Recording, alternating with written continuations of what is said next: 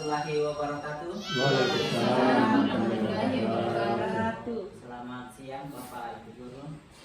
Yang Ya. terhormat Bapak Ibu Kepala Sekolah SD 41 Padang. Yang saya hormati rekan-rekan guru beserta staf dan tata usaha di SD 41 Padang. Puji syukur kita panjatkan atas kehadirat Allah Subhanahu wa taala sehingga kita masih diberikan kesehatan sehingga kita dapat berada di tempat ini untuk bersama saya dalam melakukan aksi nyata tugas saya di Guru Penggerak di modul 1.4 yaitu diseminasi budaya positif di sekolah kita. Salawat dan salam tidak lupa kita aturkan kepada Nabiullah Muhammad SAW, Nabi besar yang syafaatnya kita harapkan di yaumil akhir nanti, ya, di hari yaumil kelak nanti. Oke. Langsung saja untuk untuk efektifkan waktu di sini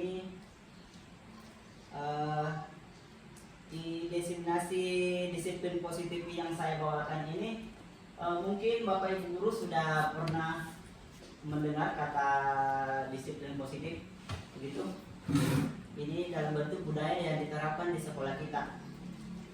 Kemudian, kalau sebelumnya saya mau bertanya dulu untuk Bapak Ibu Guru, kalau kita berkata soal budaya positif, yang di benak Bapak Ibu Guru seperti apa itu? Kalau kita biasa mendengar budaya positif. Apa itu budaya? Silakan. Kalau menurut saya budaya positif itu kebiasaan yang baik, kebiasaan yang positif seperti itu. Oh, betul. Yang paling di sini suatu kebiasaan yang bernilai positif, tetapi sudah benar yang kita ucapkan oleh guru. Tapi di sini kita yang akan kita berikan di sini ada nilai-nilai atau keyakinan yang berlaku secara universal di semuanya, tidak hanya kepada kita sebagai guru ataupun tenaga kependidikan, tetapi juga berlaku kepada siswa kita. Begitu. Selanjutnya Bapak Ibu Guru, saya ingin meminta pendapat kepada Bapak Ibu Guru semua, setuju atau tidak setuju ke atas pernyataan berikut, bahwa pemberian hukuman dapat mendisiplinkan siswa. Tidak. Ya. Yang lain gimana, setuju atau tidak? Kita berikan hukuman kepada anak-anak itu, hukuman itu bisa mendisiplinkan anak. Tergantung dari hukumannya, Pak. Oh gitu. Iya. Oke, kita kumpul dulu ya. Kemudian yang kedua, kalau kita memberikan pemberian hadiah itu dapat meningkatkan prestasi siswa. Biasanya anak-anak kita kasih hadiah supaya prestasinya meningkat. Setuju atau tidak, Bapak Ibu? Boleh, setuju. Boleh. Saya tidak. Supaya ada motivasinya. Terus katanya tidak setuju. Oke, kita kumpul dulu. Kemudian yang ketiga, guru harus mampu memberikan solusi untuk setiap siswa yang bermasalah. Setuju atau tidak? Jadi setuju Ki, kalau misalnya ada siswa yang bermasalah sama itu, kita yang harus cari solusi, begitu? Iya. Saya tidak. Tidak.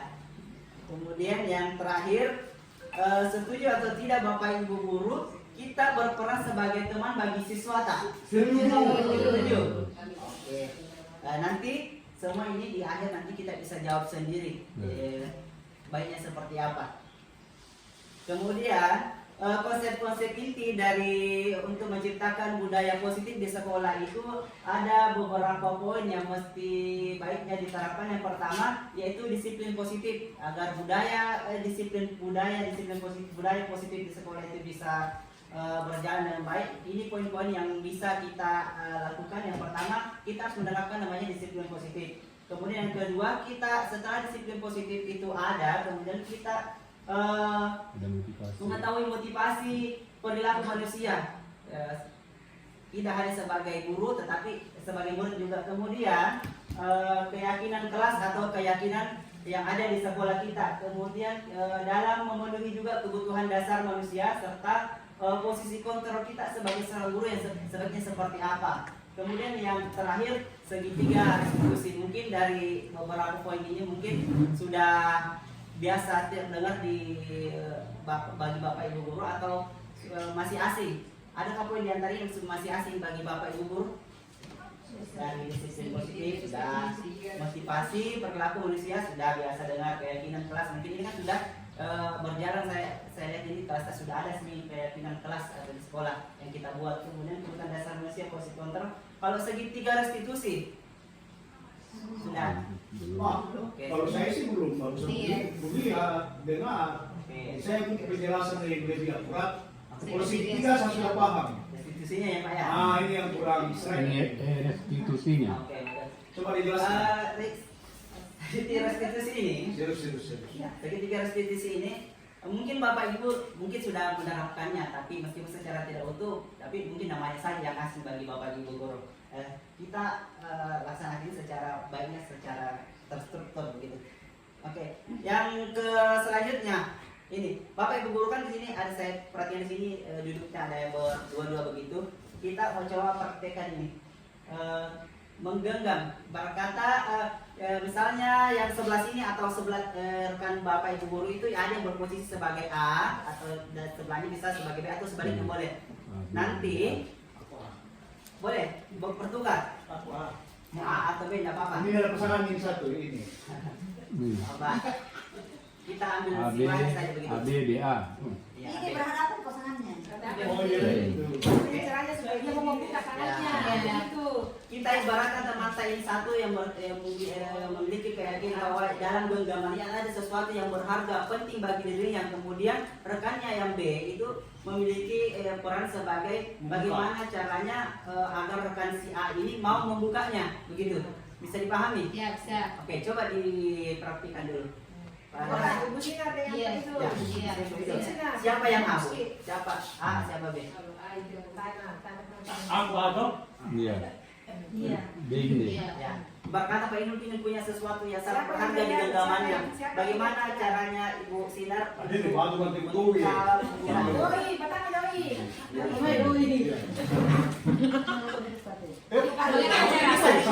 Bisa diminta. Digombal, gombal. Bisa dibujuk Bu, bisa Nah, kalau saya dipaksa. kelas sekolah nih. Iya. Ayo, kelas sekolah yang genggam. Saya bujuk kelas sekolah. Tidak tahu kalau dia tidak Aku pernah tak, berarti kan aku udah biar deh. Nah, Bu, bisa nggak dibuka genggamannya? Saya bayar, Ki. Bayar dong 5.000. No. Kalau tidak buka, Ini, Ibu ini. bujuk. Orang India bilang nih. Oh, gelitik le. Tidak mau, Pak. Tidak mau. Suruh kebujuk. Nah, suruh kebujuk. Oke, terima kasih. Terima kasih. Belum selesai kali dengan musik hari ini nah. Buat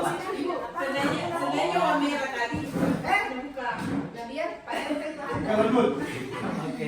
Kalau yang punya lain bagaimana? Mau buka atau Ya, tidak? yang lainnya. Kalau kira-kira kalau di genggamannya Bu, sesuatu berharga penting sekali bagi kita. Misalnya kalau bisa digenggam uang 10 juta itu misalnya orang mau mintain, bagaimana? Tahu nggak kira-kira? Tidak lah. Tidak. Iya. Kalau yang tak genggam misalnya batu kerikil Ji, tahu nggak Kak?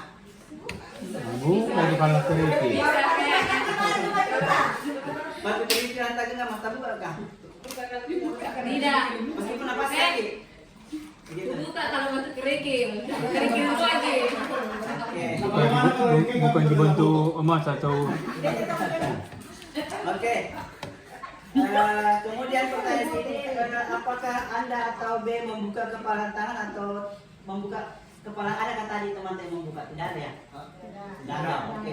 Kemudian kemungkinan jawaban di sini ada dua, yang membuka bisa saja kita buka, bisa saja dengan tidak. Tidak. Tapi intinya di sini bahwa bagi orang yang Tetap tangannya bersalah. tadi yang tidak mau membuka itu artinya yang memiliki kontrol terhadap dirinya sendiri itu meskipun dibujuk diapai, kalau memang kontrolnya dia tidak mau pasti tidak terbuka begitu. Begitu juga sama siswata. Jadi kalau siswata misalnya melakukan sesuatu yang kita perintah atau apapun yang telah kita minta sama mereka itu, meskipun dia terkadang anak-anak kita lakukan toh, kalau kita begini menulis, mereka menulis kadang-kadang, meskipun mereka lakukan itu tapi sebenarnya sama seperti yang kita lakukan tadi, yang punya kontrol itu tetap yang anak-anak atau yang menggenggam tadi itu. Kita sebagai guru itu cuma paling melakukan itu cuma karena sesuatu jadi begitu. Tapi yang punya kendali sama diri sendiri itu tetap ada pada siswata. Jadi kalau misalnya siswa lakukan itu bukan karena kita itu, tapi karena dia sendiri yang mau. Oke, di sini ada miskonsepsi tentang teori kontrol yang diterapkan oleh William Glasser dalam Teori kontrol. dalam teorinya atau teori choice control. Yang pertama, ada ilusi guru yang mengontrol siswa. Tapi sebenarnya itu sebenarnya salah. Yang ada itu yang kayak yang saya bilang tadi, seperti yang menggunakan tangan itu, meskipun siswa lakukan itu, sebenarnya yang punya kontrol itu tetap di anak-anak atau siswa, meskipun kita perintah. Kemudian yang kedua, ilusi atau miskonsepsi bahwa kritik dan membuat orang merasa bersalah itu dapat menguatkan karakter. Biasanya kita dengar bahwa kalau dikritik ini bisa karakter tak bisa baik. Kritik dan saran itu bisa membangun. Kan dia berpikir begitu. Berarti miskonsepsi di teori kontrol yang sebenarnya itu terkadang kalau kita di anak-anak kita berikan kritik, merasa bersalah anak-anak itu, di situ memunculkan identitas gagal pada anak-anak.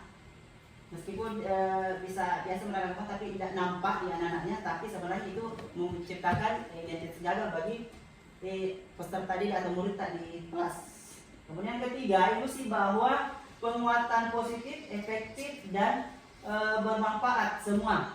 Katanya di sini semua, tapi sebenarnya itu cuman miskonsepsi, cuman ilusi sih. Sebenarnya semua penguatan positif, meskipun itu positif yang kita lakukan itu sering begitu, itu sebenarnya tidak bermanfaat. Bermanfaatnya cuma hanya di jangka pendek saja, jangka panjangnya itu tidak lebih efektif.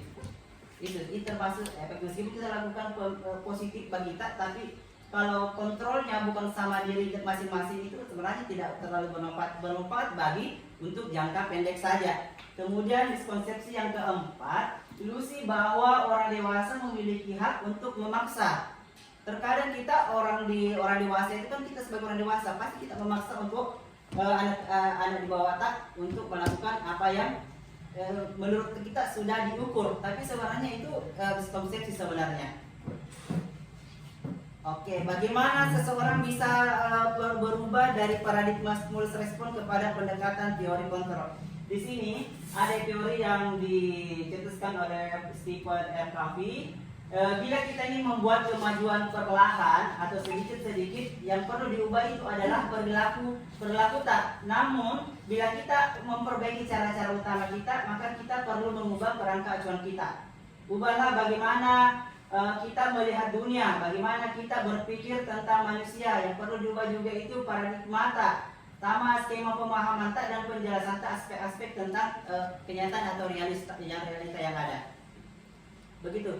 Kemudian ini, bagaimana seseorang bisa merubah dari paradigma stimulus respon kepada pendekatan teori kontrol. Ada di sini, ada beberapa di sini perbedaan antara stimulus respon dengan teori kontrol. Yang pertama, mengatakan di stimulus respon itu realitas atau kebutuhan kita itu semuanya sama. Tapi di teori kontrol sebenarnya itu tidak. Kebutuhan kita berbeda-beda. Begitu. Meskipun kita sama di tempat itu, mau tak belajar, tapi kebutuhannya tidak sama semua. Kemudian yang kedua, semua orang melihat hal yang sama. Tapi kalau di teori kontrol itu setiap orang itu memiliki gambaran yang berbeda. Kemudian yang ketiga, kita mencoba mengubah orang agar berpandangan sama kita itu masih stimulus respon itu. Kita cuma di situ saja. Tapi kalau di kontrol yang sebenarnya itu, kita hanya bisa berusaha memahami pandangan orang lain tentang dunia. Kita tidak bisa memaksakan mengubah pikiran orang tentang apa yang kita pikir, tapi kita cuma harus memahami pandangan orang lain tentang dunia. Beda pandangan tak. Kemudian yang ketiga, perilaku buruk itu dilihat sebagai suatu kesalahan. Itu masih di stimulus respon. Tapi kalau di teori kontrol, semua perilaku itu memiliki tujuan. Kalau di kemudian stimulus respon, orang lain bisa mengontrol saya. Tapi kalau di teori kontrol, hanya Anda atau diri kita sendiri yang bisa mengontrol diri kita sendiri. Itu yang membedakan antara stimulus respon dan seterusnya. Bisa kita lihat sendiri.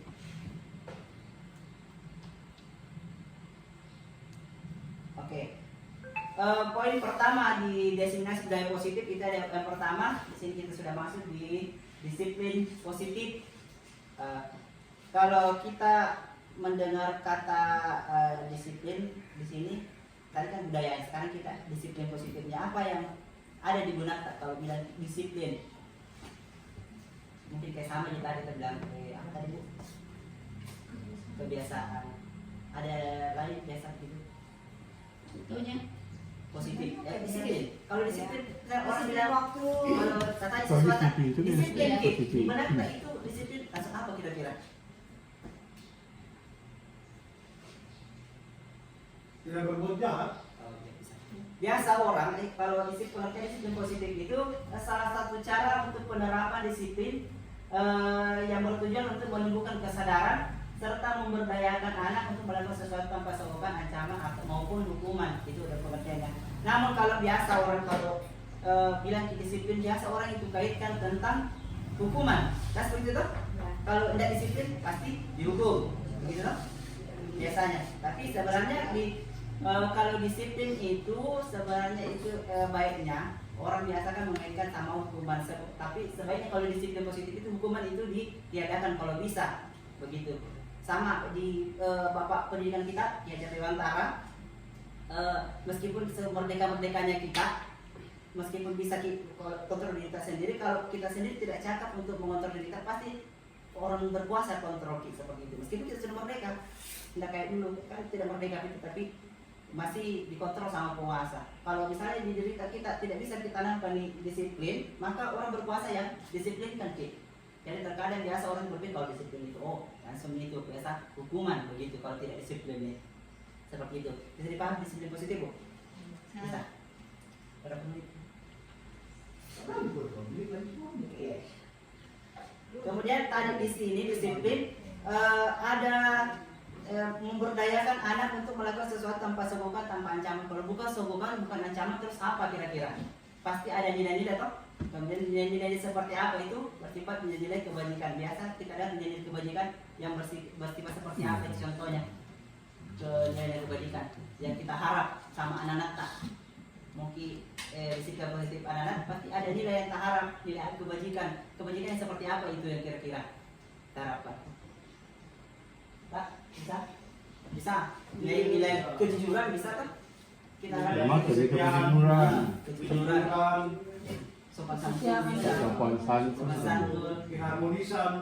Harmonisan itu nilainya. Tapi di semenjak ada ini nilai kebajikan itu dikelompokkan ke dalam sini. Profil pelajar baca semua nilai kebajikan itu ada semua di sini. Ada 6 yang sering biasa nyanyi anak pelajar Pancasila, beriman dan bertakwa. Itu tak? Ada gotong royongnya. Ada kreatifnya. Global, gotong royong, ide kreatif, bernalar kritis. Ada semua nilai kebajikan di sini. Ada 6. Kalau jamur di jangan ini disiplin begitu. Mandiri. Kemudian yang ketiga ini motivasi perilaku manusia. Ada 3 motivasi perilaku manusia. Kita melakukan sesuatu pasti karena dimotivasi atau dipengaruhi oleh 3 hal. Yang pertama untuk menghindari kenyamanan. Ini bukan cuma berlaku pada siswa, tapi terkadang berlaku sama orang dewasa. Motivasinya berlaku tak itu sebagai manusia ada 3. Yang pertama menghindari ketidaknyamanan atau hukuman. Jadi misalnya kalau ke sekolah kan sebuah tindakan, kira-kira apa yang memotivasi kita untuk ke sekolah, sering-sering sekolah setiap hari? Apakah untuk menghindari ketidaknyamanan atau hukuman? Apakah untuk mendapatkan imbalan atau penghargaan dari orang lain atau atasan tak, sebagai kepala sekolah misalnya? Ataukah kita berperilaku di sekolah baik-baik itu untuk menjadi orang yang mereka kita inginkan dan menghargai diri sendiri dengan nilai-nilai yang kita percayai, bahwa kalau begini kak, oh ini nih nilai sesuai diriku ini, bukan karena takut kak sama dikepsek atau mau dipuji.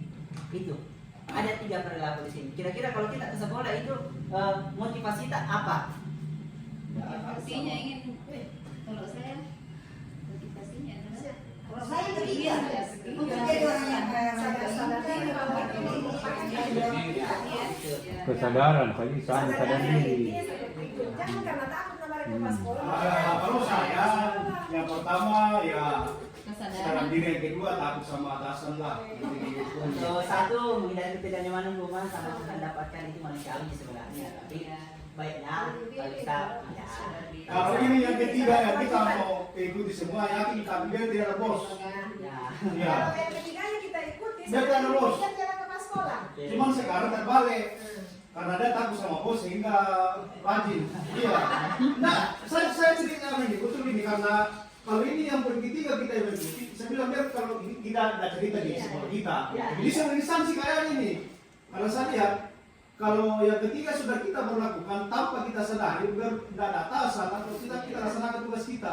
Cuma persoalannya sekarang terbalik banyak anak kayak penggawa, ada penggawa aku ya ini yang menjadi mengurangi kita ini sebenarnya. Sama di kelas itu. Kalau di kelas umpama takut sama didukung gurunya, makanya dia kerja tugas. Nah, misalnya mau dapat penghargaan dari gurunya sampai dia kerja tugas, tapi sebenarnya ini sadar diri nih siswa bahwa ini memang sebagai siswa saya harus ada guru tidak ada guru harus aktif belajar di dalam, tidak main-main pada saat tinggalkan gurunya. Tidak ada itu anak-anak berkeliaran dalam keluar kalau pas umpama rapat di sini tidak ada seperti itu. Cuma ini yang belum ada. Nah, ini artinya belum menjangkau dia sebenarnya anak itu masih kurang kan, belum Diri sendiri sebenarnya masih kurang. Artinya yang pertama yang kedua ini masih pengaruh dari luar. betul. Iya. Kalau yang ketiga ini dari dalam. Dari dalam ya. Iya. Saya bilang tadi. Lanjut. Oke, ini ada beberapa bagian sini yang membedakan antara hukuman, konsekuensi sama restitusi. Jadi guys, ini ada banyak sekali di sini. Bisa kita lihat. Kecil.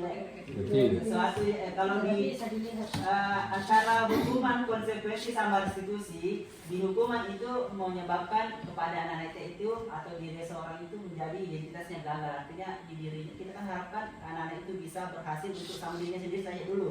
Tapi kalau dikasih hukuman terus itu menghasilkan identitas gagal bagi anak-anak. Kemudian kalau konsekuensi itu sudah menciptakan identitas sukses, tapi masih pengaruh dari luar. Kemudian kalau restitusi itu sudah yang itu yang kita harap sebenarnya. Misalnya di identitas gagal memberi hukuman itu sesuatu yang menyakitkan harus terjadi kalau di hukuman. Tapi kalau di konsekuensi sesuatu harus terjadi kalau misalnya dilakukan. Tapi kalau di restitusi dia itu sebuah pilihan. Kalau tidak dilakukan apa, kalau dilakukan apa, itu restitusi dia yang membedakan antara hukuman, konsekuensi dengan restitusi. Kalau ini tidak banyak sekali di sini sudah saya rangkum yang membedakan hukuman, konsekuensi sama restitusi. Ini, nah hukuman itu biasanya tidak terencana, bersifat satu arah, artinya atau berupa hukuman fisik, psikis atau kata-kata kasar kepada anak-anak. Biasanya itu spontan, tidak terencana. Misal kalau ada anak langsung terlambat, kenapa kamu terlambat? Keliling ke lapangan 3 kali, misalnya. Itu yang ciri khasnya hukuman. Kalau di sekolah tak mungkin kalian gitu. Oke, kalau konsekuensi dia itu bersifat terencana, ini sudah disepakati atau sudah dibentuk, tapi biasanya satu arah. Beda kalau hukuman tadi itu yang membuat saja. Hukuman itu bedanya. Kalau di konsekuensi sudah ada, tapi yang dibentuk hanya guru saja bikinnya. Kemudian anak-anak tidak dilibatkan. Itu konsekuensi. Misalnya tidak kerja tugas, konsekuensinya apa? Misalnya jangan istirahat, kerjakan sampai selesai, itu termasuk konsekuensi. Begitu. Kalau di restitusi, ini proses menciptakan kondisi bagi murid untuk memperbaiki kesalahan mereka. Ada keadaan diberikan kepada murid untuk memperbaiki kesalahan yang dilakukan. Sehingga apa? Sehingga mereka bisa kembali pada kelompok mereka dengan karakter yang lebih kuat. Karena artinya kalau sudah peserta ini tadi dikasih hukuman atau dikasih konsekuensi, artinya sudah gagal. Biasanya kan anak kalau dipanggil, apalagi kalau dipanggil ke kantor, ini gagal sekali nih bagian anak, bilang, bersalah untuk ini. Di situ terletak jadi segala. Kalau restitusi itu di kondisi bagaimana dikasih kepada anak, bagaimana untuk memperbaiki kesalahan mereka sehingga mereka bisa kembali ke kelasnya, misalnya atau kelompok mereka dengan bersifat hati yang lebih kuat. Artinya sudah direstitusi kembali ke kelasnya, artinya dia sudah kesalahannya sudah bisa tahu, ada pencerahan. Beda kalau hukuman itu merasa bersalah sekali dengan anak sama di konsekuensi. Sampai di sini dipahami Bu, Bapak Ibu? Pas, oke. Nanti sesi tanya jawabnya Pak. Ada, boleh. Oke, di sini ada konsekuensi atau hukuman. Kita mau beda-bedakan mana sih konsekuensi, mana hukuman. Yang pertama, kalau kita biasa kasih anak mencatat 100 kali dalam buku kalimat saya tidak akan terlambat lagi karena terlambat ke sekolah, atau lari mengelilingi lapangan basket 2 kali karena terlambat, ini termasuk konsekuensi atau hukuman? Hukuman. Oke. Yang kedua, hadir ke sekolah membersihkan coretan dibuatnya di meja tulis, kemudian itu. Murid Hadir ke itu. sekolah membersihkan coretan dibuatnya di meja tulis. Konsekuensi. Anak kami sih coret meja tuh. Iya, biasa. Suruh ke sekolah bersihkan. Dinding biasa. Ada konsekuensi tuh. Oke, konsekuensi. Konsekuensi. Dari perbuatannya sudah bercoret-coret. Iya. Kemudian Ketiga. murid diminta push up 15 Iya. kali karena tidak menggunakan masker ke sekolah. Hukuman. Berdiri di depan kelas sambil mengangkat kaki 1 karena tidak bisa menjawab pertanyaan. Hukuman. Kalau membersihkan WC karena merusak pensil teman. Hukuman itu Hukuman. Lari dari lapangan karena terlambat 10 menit saat PJOK. Hukuman. Kan lambat PJOK. PJOK. Lari Konsekuensi. PJOK ingat? PJOK lari itu biasa sih sebenarnya. Barang kata kan, olahraga tubuh juga. Ya. Konsekuensi. Dia masih bisa. Kemudian Penghargaan. terkadang dihukum oleh penghargaan. Biasakan kita biasanya kalau penghargaan kan, penghargaan biasa bukan hukuman tapi penghargaan. Tapi sebenarnya itu penghargaan itu termasuk hukuman sebenarnya. Jadi, kita lihat di sini pengaruh jangka pendek, jangka panjang penghargaan sebenarnya tidak efektif. Biasakan ada guru itu memberikan penghargaan kepada anaknya yang misalnya cepat mengerjakan tugas, cepat selesai biasa begitu. Itu penghargaan biasa dikasih aja. Sebenarnya itu tidak efektif. Tidak efektifnya karena apa? Ini biasa penghargaan itu mengurangi ketepatan, mengurangi kualitas penghargaan, memastikan kreatif penghargaan maupun motivasi dari ini dari dalam dirinya anak biasa.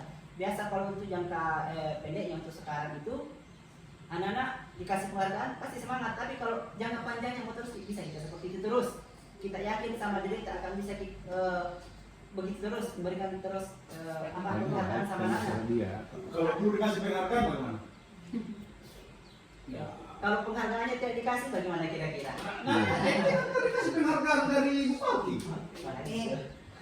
Kalau penghargaan sebenarnya itu Pak, menurut saya itu sebenarnya tidak terlalu bagus karena manakala tidak dapat penghargaan lagi kita tidak mau kerja. Kita cuma berpatokan pada penghargaan saja, nanti ada penghargaan baru kita mau kerja. Nah ini kan dikasih penghargaan. Apa Pak? Piagam itu Ya. Pak. Penghargaan. Ya, itu membedakan diri. Kalau biasa penghargaannya uang gitu. Piagam di Kalau- luar itu bukan Tapi penghargaan. kan intinya ikut seperti itu kan tidak bukan karena piagamnya. Gitu. Bang. Karena di sini yang dibahas tentang penghargaan, jadi gue bilang, wah kalau begitu Pak, itu pengen penghargaan kan, nih kan kalau Tidak begitu. Penghargaan itu baik, tapi kalau jangka panjangnya untuk kesempatan dulu ini mau diselesaikan tadi penghargaan. iya ya. Kalau pengaruh jangka panjang sama jangka pendeknya itu tidak efektif. Artinya kalau berbicara soal jangka tidak efektifnya itu merusak hubungan. Situ. Sama penghargaan itu mengurangi ketepatan. Artinya jadi anak-anak itu bikin sesuatu cuma karena penghargaan sih, bukan karena tepat tidak tepat. Yang penting bagaimanapun ceritanya penghargaan seperti itu. Kemudian penghargaan mengurangi kualitas. Pasti kalau anak-anak berdasarkan penghargaan itu dan penghargaan pasti kualitasnya beda sekali dengan yang kita harapkan yang dari dalam dirinya begitu. Sama mematikan kreativitas, sama penghargaan mendukung motivasi dari dalam diri. Kan kita tadi 3, yang pertama pada manusia ada 3 ya, kita harapkan yang ketiga. Jadi kalau penghargaan terus dilakukan maka itu dapat mematikan kreativitas atau mendukung motivasi diri dalam anak. Kan motivasi anak itu menjadi diri sendiri, menjadi apa yang dia yakini, bukan karena penghargaan seperti itu. Kemudian selanjutnya ada kebutuhan dasar manusia. Bertanya kebutuhan dasar lagi ini, pasti orang beda-beda kebutuhannya. Misalnya ibu, apa kebutuhan tak biasa beda kok. Semua orang lain beda-beda, sama dengan anak beda. Saya ibu butuh uang, bisa butuh kasih sayang. Kalau perempuan itu kasih sayang sama orang ini. Semua bisa kasih sayang. Butuh orang di toko. Sini. Berdasarkan kebutuhan dasar manusia sama di murid tak biasanya ketika murid tak melakukan sesuatu perbuatan yang bertentangan dengan nilai-nilai kebajikan tadi atau melanggar peraturan hal itu sebenarnya dikarenakan mereka gagal memenuhi kebutuhan dasar mereka. Itu jadi kalau ada anak itu melanggar berperilaku yang tidak sesuai dengan nilai-nilai kebajikan kita harapkan, itu sebenarnya anak itu sedang memenuhi kebutuhan dasarnya. Itu bisa diterima ini. Oke. Bisa. Oke. Iya, kalau gagal itu ada kebutuhan dasar mereka. Jadi kebutuhan apa saja itu yang menjadi kebutuhan dasar manusia dan bagi anak-anak tak di sini. Ada kebutuhan untuk bertahan hidup. Makan. Kalau tidak makan, Mati. sakit, apa? Kasih sayang sama perhatian. Jadi anak ini butuh perhatian. Sayang, perhatikan. Kemudian penguasaan. Anak-anak itu biasa bikin pesan kemari, pukul temannya itu mau berkuasa di kelas tak. Sama kebebasan, mau bebas. Kebiasaan. Kebebasan atau kebiasaan? Kebebasan. Lagi tidak? Kebebasan. Yang terakhir kesenangan. Terkadang anak itu bikin sesuatu cuma karena kesenangan. Kita juga biasa begitu juga. Ya, main HP itu kesenangan. Kesenangan biasa bikin gula. Tapi kalau saya tak bisa sharing. Kalau pengusaha ini harus dikontrol juga. Artinya kalau pengusaha ini apa itu oke. Si rolor maka soal 9A. Nah makanya ada itu biasa yang memukul, membuli karena dia mau merasa mau menguasai. Nah ini dia. Perlakuan anak itu pasti karena ini sih sebenarnya. Mau merasa menguasai. Ya, gitu. Kemudian kalau begitu ada contoh kasus seperti ini. Ini mungkin biasa terjadi di kelas kan. Ibu Ambar, guru wali kelas 2A, SD Pelita Hati, bukan SD Padang. Sedang bingung menghadapi pula salah satu murid kelasnya Doni Pasawal. Beberapa anak di kelasnya itu telah datang pada Ibu Ambar dan mengeluh kalau Doni seringkali meminta bekal makan siang mereka dengan paksa. Jika Anda menghadapi situasi seperti Ibu Ambar ini, apa yang Bapak Ibu guru lakukan menurut Anda kira-kira apa alasannya Doni seperti itu? Kira-kira? Maksudnya kalau saya di sini kan contoh kasus ini. Ya, contoh kasus. Ini kan Doni sering merampas bekalnya temannya. Iya. Nah, ini kan kalau saya hadapi ini Doni harus saya panggil dulu apa alasannya. Saya berkasih ceritanya. Jangan saya langsung mau kasih bulan-bulan maksudnya hukuman.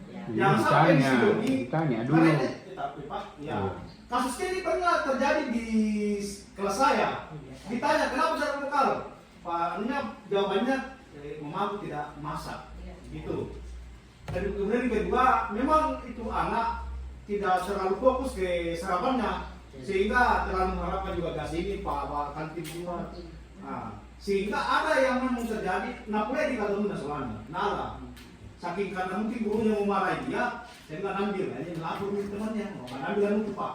Jadi memang ini satu contoh kasus. Kalau saya, cara menghadapi saya ini ya dipanggil, diinterogasi, sebabnya apa sehingga tidak dikasih sarapan dari itu. Di belakang itu baru dikasih yang Iya, dengan tawarnya kayak memang. Kira begitu dari saya. Biar dia yang nasi kuning tokian. Iya, oke, silakan.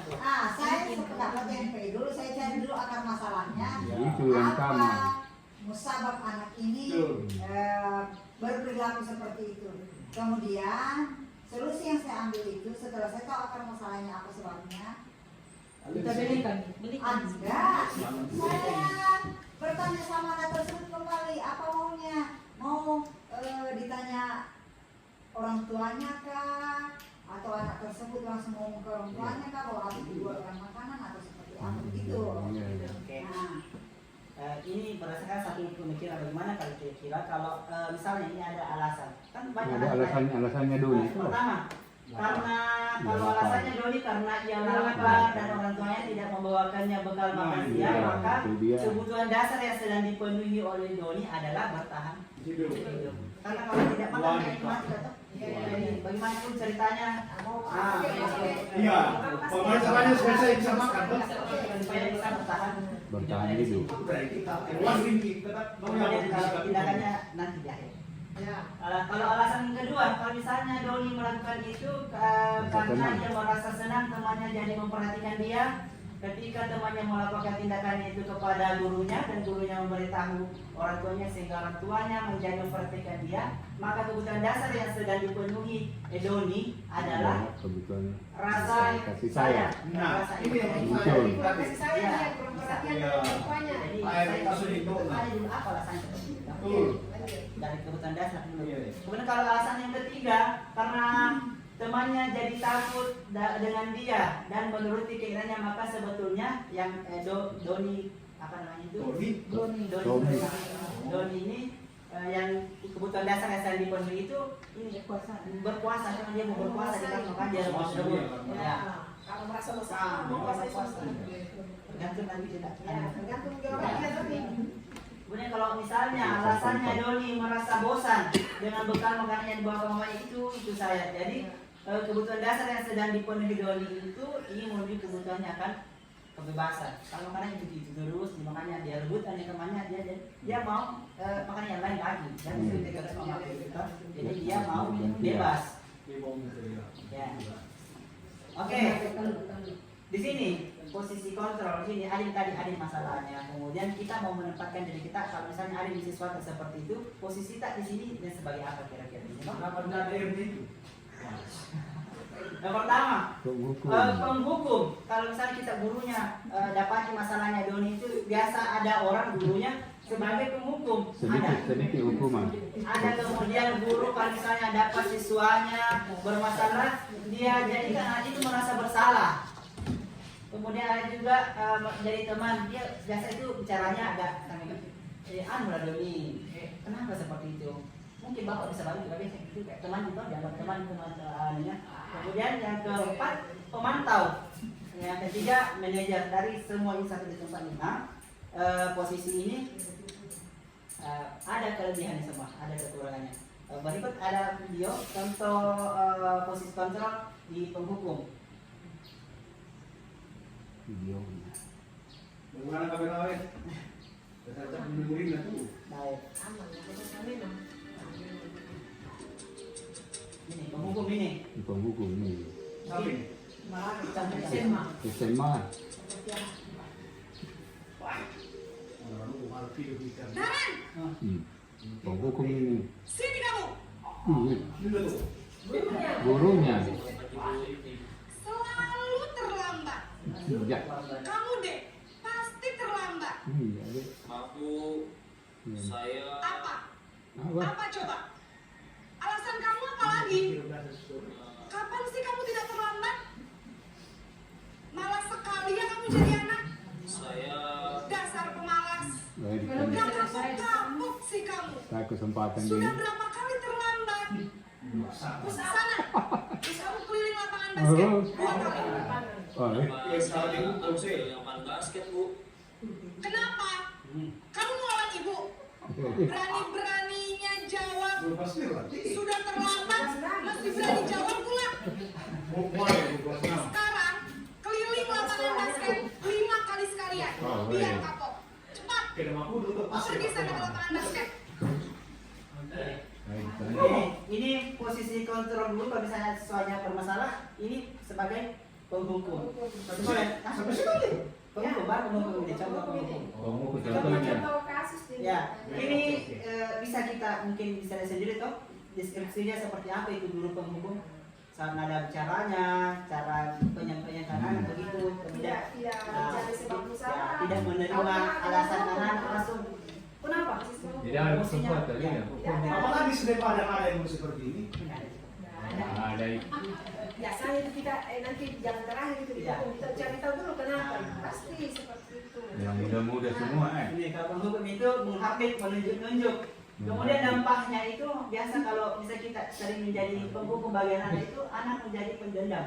Bahkan anak itu tidak menyukai kepada guru tersebut. Oh, iya. Ini kalau masih SD itu masih aman. Dendamnya cuma Kalau di sampai SMP ini besar. SMA ini. Itu kalau anak besar yang SMA biasa dikasih begitu sesuatu. Biasa kalau itu sebab motor tak. Oh, Itu maksudnya berkaca bingkang maksudnya? Begini. Bertolak ini bingkang. awal. Kaca pinggang bertolak pinggang sama Ji. Oh saya baru dapat itu makanya. Kita selama ini bertolak Di dalam bingkang.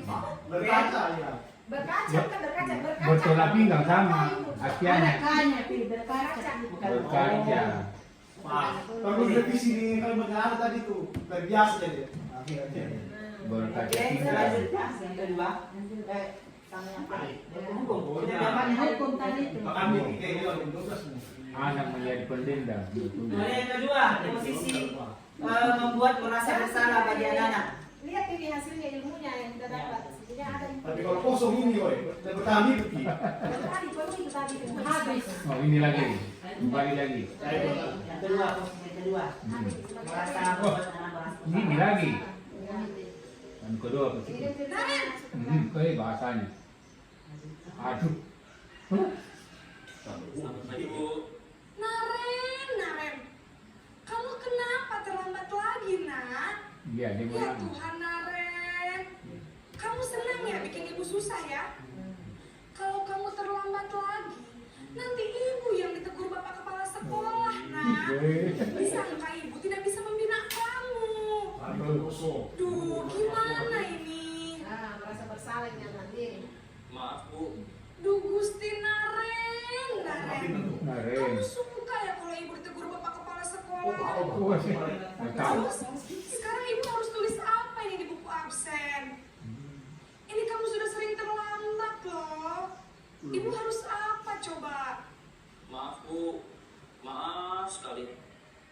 Ya sudah, lain kali jangan bikin ibu susah lagi ya nak ya. Ibu tidak akan kuat lagi kalau kamu begini terus. Bisa jantungan kalau ibu ditegur bapak kepala sekolah. Sana cepat ke kelas. Maaf ya Bu. Maaf sekali. Merasa bersalah ya. Ini dibuat kita posisikan kita sebagai guru yang merasa anak-anak merasa bersalah. Jadi justru kalau kita berpikir bahwa penghukum itu tidak baik, lebih parah sebenarnya ini yang posisi yang kedua ini merasa bersalah. Jadi berdampak sekali. Ciri-cirinya suaranya lembut, namun menyalahkan siswa, Menyalahkan siswa. menyatakan kesalahan pada siswa dan merasa gurunya menderita agar ulahnya. Iya, karena ada Jadi siapa anak merasa bersalah sekali kasih. Salah nimang ini kasih bersalah lagi. Bertambah. Jadi pada dampaknya ini membuat siswa merasa bersalah dan rendah diri dan menarik diri. Kalau salah yang mau dia apa kasih.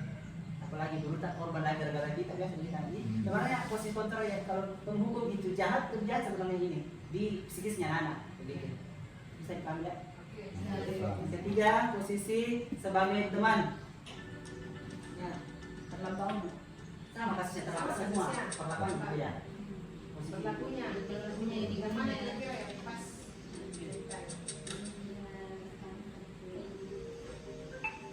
Naren, Keras lagi. Selamat pagi Bu. wah sudah jam berapa ini nak? Terlambat lagi ya sayang. Iya Bu. Habis ibu saya lupa bangunkan saya Bu. Kamu malah menyalahkan ibu kamu. Kamu bukannya anak yang larinya paling kencang. Kok terlambat sih? Iya Bu. Saya memang terlambat bangun tadi. Jadi biarpun saya lari kencang, tetap gak kekejar Bu. Ya sudah sana.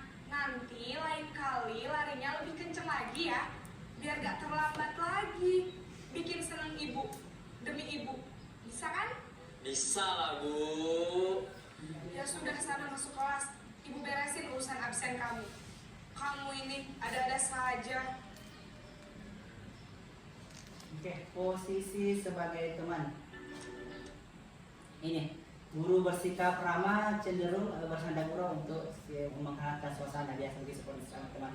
Dampaknya murid hanya biasa kalau kita sebagai teman sama anak biasa dampaknya murid cuma bergantung pada satu orang. Jadi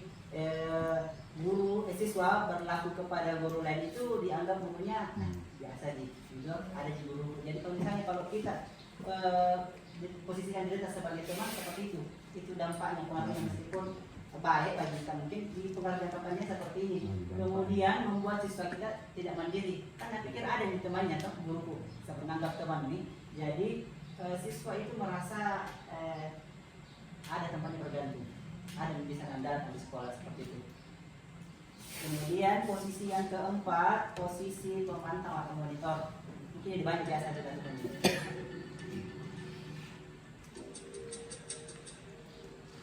Ibu udah mau bro. Naren. Naren, Oh. Dia ngomong dia. Itu ini suka terlambat. Pagi Bu. Naren, apa peraturan sekolah kita tentang jam berapa kita harus masuk sekolah? Nah, Kita harus di sekolah jam 7 Bu. iya betul. Sekarang sudah jam 7.20. Naren sudah tahu konsekuensinya jika terlambat hadir. Paham Bu. Saya harus tinggal kelas pas jam istirahat selama 20 menit. Iya benar, konsekuensinya demikian. Jadi nanti jam 9.30 pas istirahat, kamu harus tinggal di kelas, kerjakan tugas tambahan untuk ketertinggalan kamu, ya? Baik Bu. Oke, ini posisi memantau atau monitor, posisi yang ini. Kalau pemantau itu ciri-cirinya nada bicaranya dan ekspresinya datar, identitasnya sini sudah berhasil sebenarnya bagian anak. Bagian anak itu sudah berhasil. Namun pemantau itu posisinya masih tetap memantau saat siswa diberi sanksi, bahkan di situ kalau pemantau. Di sini kalau biasanya orang guru sebagai sebagai pemantau, biasanya itu sudah ada peraturan yang sudah dibuat. Jadi sisa kita pantau anak-anak dia melanggar di peraturan yang mana seperti itu. Ada peraturan, kemudian pasti ada konsekuensinya. Itu kalau di pemantau. Kemudian dampaknya biasanya di anak-anak itu menghitung atau menghitung hadiah atau hukuman yang diberi tanpa melihat nilai kebajikan, tidak sepenuhnya mandiri. Itu kalau dia hanya sebagai pemantau. Kalau misalnya kan kalau ada peraturan, banyak misalnya peraturan dan dilanggar kayak gitu. Jadi dia berpatokan sama peraturan sudah dibuat saja. Oke, posisi yang terakhir, ini posisi manajer yang diharapkan bisa diberlakukan di sekolah.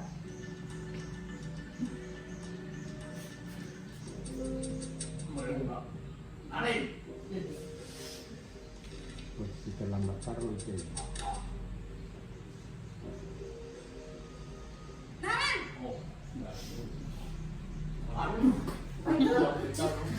Hindi mo ito mo stay. Pembuang untuk itu. Saya terlambat. iya sekolah masuknya jam 7, sekarang sudah jam 7.20. Jadi sekarang bagaimana ini Naren?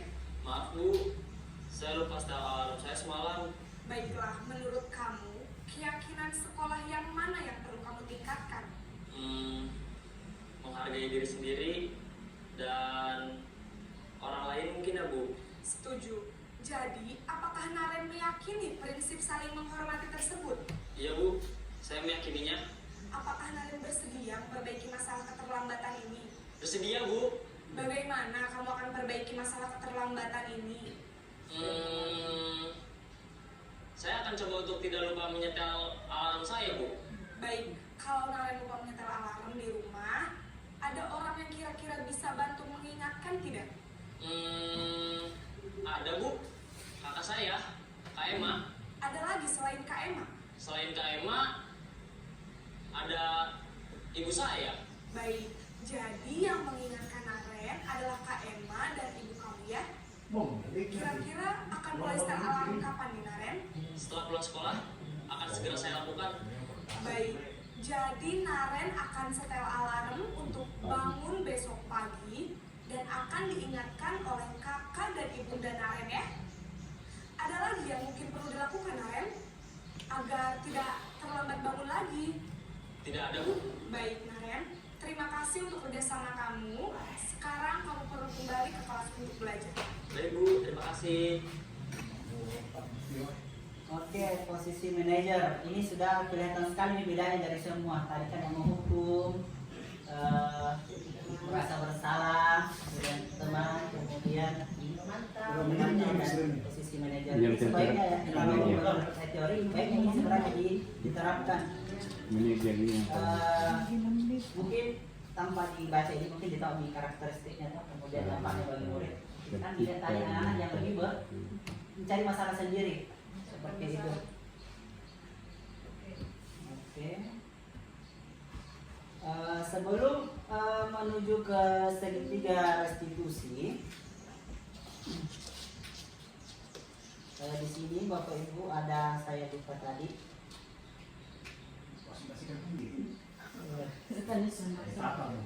Ada lupa masih satu kan? Tak mau ada bersudah. Promo selesai. Ini satu. Apa? Kalau pengen betul di puasa.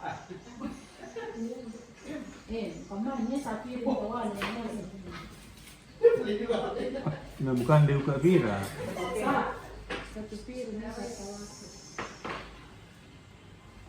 Dia pada tujuh. Kemudian setelah posisi kontrol, di sini ada mungkin ini sudah tidak asing bagi Bapak Guru yaitu membuat keyakinan kelas. Pasti kita bertanya kenapa harus keyakinan kelas, kenapa bukan peraturan kelas saja begitu. Keyakinan kelas itu dibuat berdasarkan kesepakatan antara guru dan siswa itu, dan juga harus bersifat universal, tidak dalam satu kesepakatan atau satu keyakinan itu untuk satu perbuatan, tidak dia mencakup banyak kegiatan yang bisa masuk dalamnya.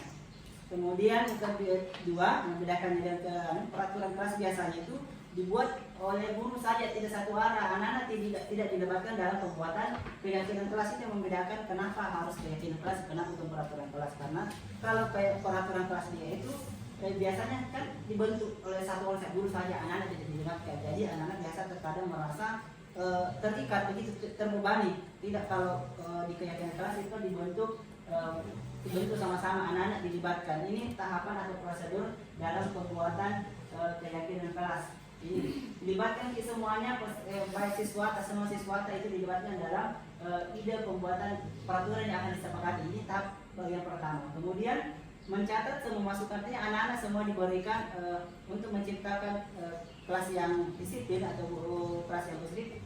Yang kedua, anak-anak diberikan semua kesempatan.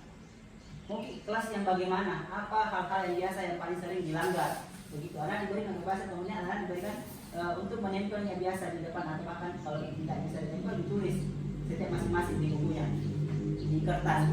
Kemudian setelah anak-anak semua membuat peraturan-peraturan yang ingin diterapkan di sekolahnya, kemudian langkah selanjutnya itu kita ganti kalimat yang negatif yang anak-anak buat itu menjadi kalimat positif, begitu. Misalnya kan anak pasti biasa menulis tidak boleh apa yang paling sering lakukan itu tidak boleh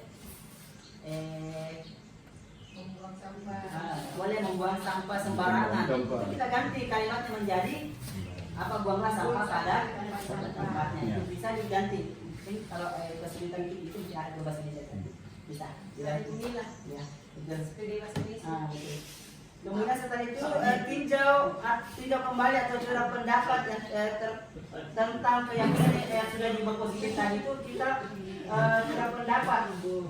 Bagaimana keyakinan kelas ini? Kalau misalnya tadi dilarang membuang sampah sembarangan, kemudian diganti menjadi buanglah sampah pada tempatnya, apakah ini bisa diyakini? Bisa.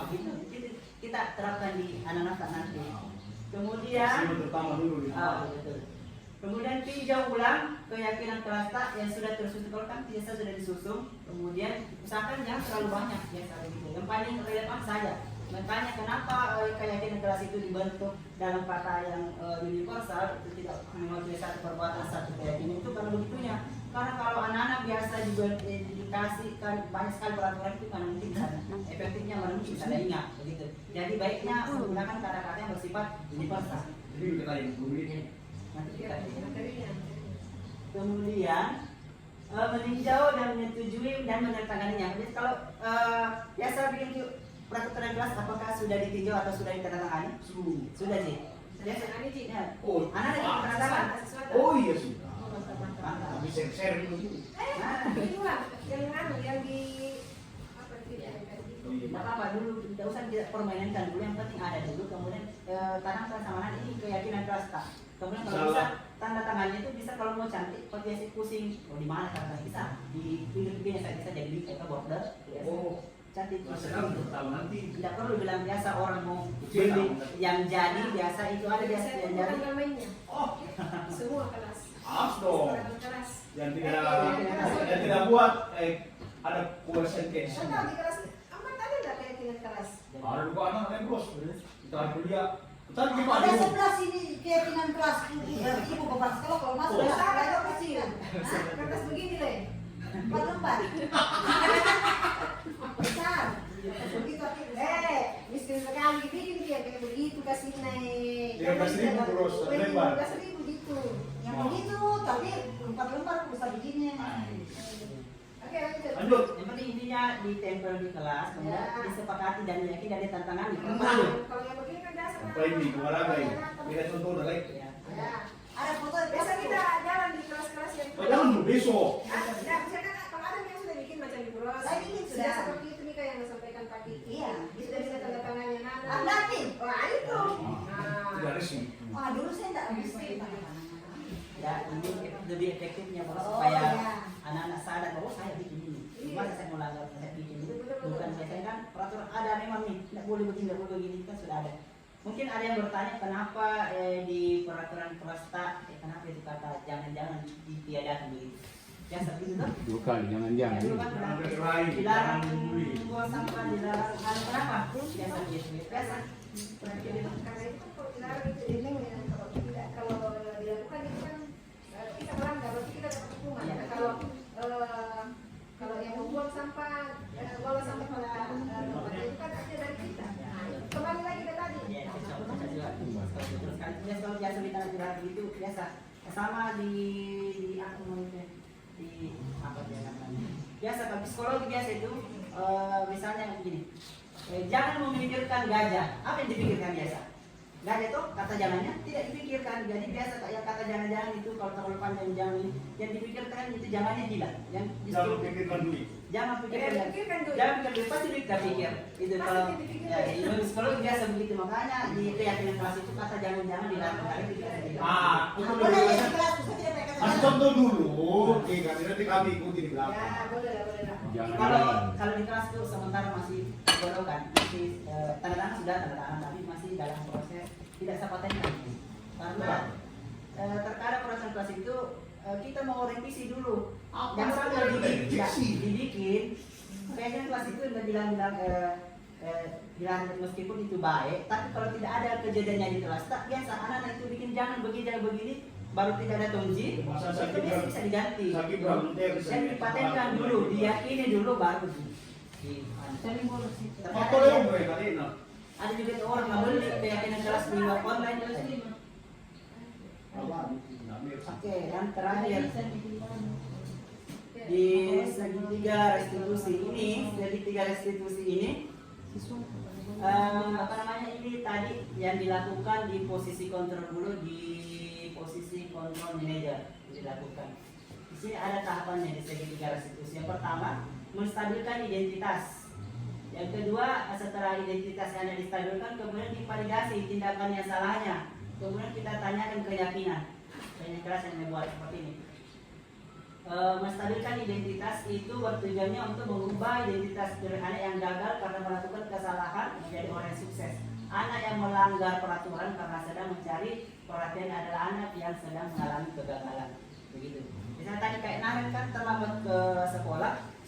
Caranya gurunya menstabilkan tidak langsung dicabut itu tidak, tapi distabilkan dulu. Kenapa bisa begitu? Kan Anda jelaskan tadi karena lupa secara kemudian setelah itu divalidasi tindakannya bahwa tindakan yang dilakukan itu bukan kita bilang itu salah tidak, biarkan anak-anak berpikir sendiri bahwa yang dilakukannya itu ada biasa kebutuhan apa yang dipenuhi dan sebagainya sehingga biasa dilakukan seperti itu penjelasannya. Pemikiran stimulus respon menjadi proaktif serta akan lebih mengenali dan mengakui kebutuhannya, terutama di murid. Kemudian di tahap ketiga yaitu menanyakan keyakinan. Kayak tadi dinarasikan keyakinan ada itu menghargai diri sendiri dan menghargai orang lain. Di sini kita tanyakan keyakinan mana yang sudah tidak diterapkan. Kemudian bagaimana caranya supaya tidak mengulanginya lagi. Jadi anak-anak diberikan kebebasan berpendapat, tapi usahakan itu juga supaya Anak-anak yang cari jawabannya. Bisa dibaca balik, jangan terlalu kita. Misalkan anak-anak saya berpikir, jadi kalau dia yang berpikir berarti dia yang sudah diyakini, berarti dia yang akan lakukan. Beda kalau kita yang dikte. Jadi biasa itu masih terhambat. Jadi dari tiga ini mesti distabilkan dulu dirinya, kemudian validasi tindakan salah, bisa dengan menggunakan kata berbuat salah itu manusiawi. Pak Guru juga biasa berbuat salah, tapi jangan semuanya juga itu. Misalnya kasus tertentu mencuri, bilang juga Pak Guru juga biasa pernah mencuri, jangan. Iya. Jadi semuanya. Kok kalau dapat ibu aku? Oke, menanyakan. Oke, Thank you. Sudah sampai di sini. Ya, Mungkin ada yang tidak ada bertanya. testing. Oke. Mungkin ada pertanyaan? Tidak ada. Ya. Ini enggak bagaimana ini kan segitiga harus tulis tadi loh, ada hukuman, konsekuensi dan ada hukuman, konsekuensi dan hukuman. Bagaimana kira-kira menurut saya ini Iya. ini sering-sering terjadi di sekolah Pak. Sering. Tentang caranya menghadapi anak-anak yang membuli, berkelahi. Kita kan diusahakan tidak ada hukuman, konsekuensi. Iya. Harusnya kita kan restitusi. Nah, kira-kira langkah yang kita lakukan di kegiatan sebagai manajer di sini, restitusi ini kira-kira apa yang menurut yang paling tepat? Ada yang bisa? Oh, mungkin. Oke.